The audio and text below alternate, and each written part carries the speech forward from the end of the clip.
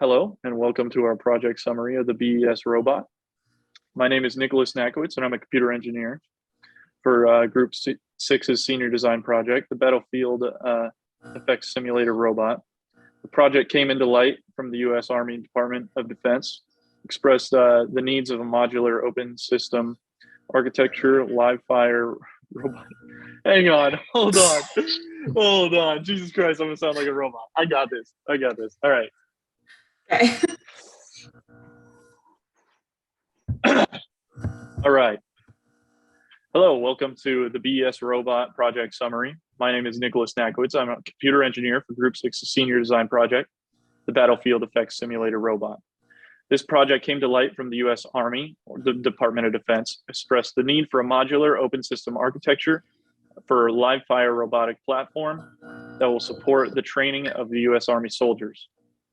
Currently, the U.S. Army soldiers use pyrotechnics when training to represent live fire threats and vehicle kill indications. These pyrotechnics are stored and shot out of a system called the Battlefield Effects Simulator, or the BES for short. When the Battlefield Effects Simulator is empty of pyrotechnic cartridges, the training must come to a halt, and humans must enter the training zone to reload the pyrotechnics into the Battlefield Effects Simulator. Although this method of training has proved to be effective, there are still a couple drawbacks. The lack of reality and lack of safety. The U.S. Army Department of Defense expressed interest in an autonomous robotic system. The main motivation for this team is to create a system that can be utilized on live firing ranges and to maneuver over rough terrain and to and from desired locations, actively firing pyrotechnics when needed. All right. My name is Julia Kemper, and I'm a computer engineer for the Battlefield Effects Simulator robot project. So the main thing that's motivated this team and kept us focused on our deadlines is the outcome that this project will bring. So creating this autonomous robot for the training purposes that Nicholas has described will allow for the Army to increase the training realism and feedback, and it will also improve the safety measures during training by removing that human element when it comes to pyrotechnic handling and replacement. Improving these aspects of training is only going to provide the U.S. Army soldiers with a better and an overall more realistic training experience, and that's going to help them better prepare for the battlefields. So my name is Jared Rimkos, and I'm a computer engineer for the Battlefield Effects Simulator robot. We are working with our sponsor, PEO Stry, to develop this robot. We have made it a priority to meet with our sponsors weekly in order to develop the requirements, goals, and accomplish the desired outcomes for this project.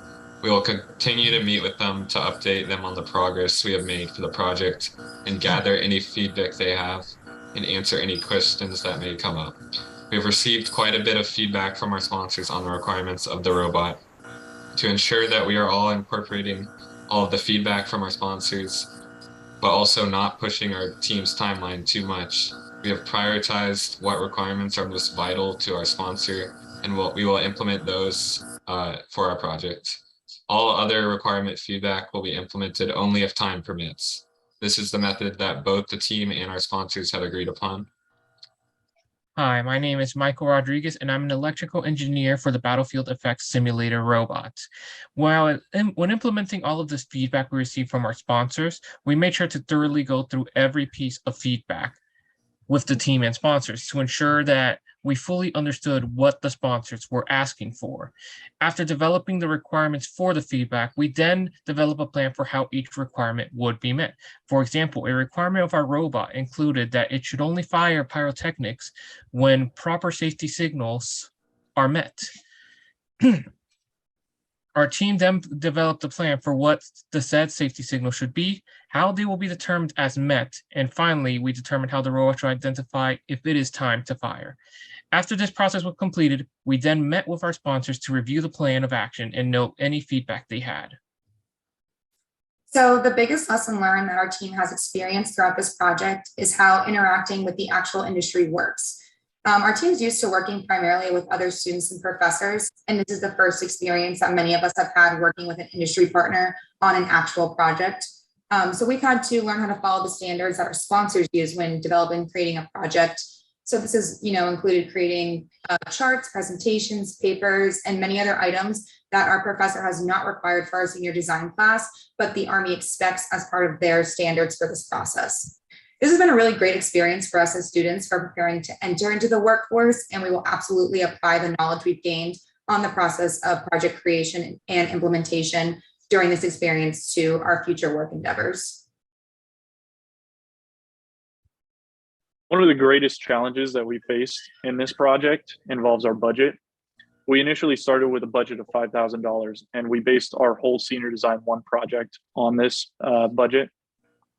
Our robot was supposed to be able to hold the BES and a 10-hour battery life.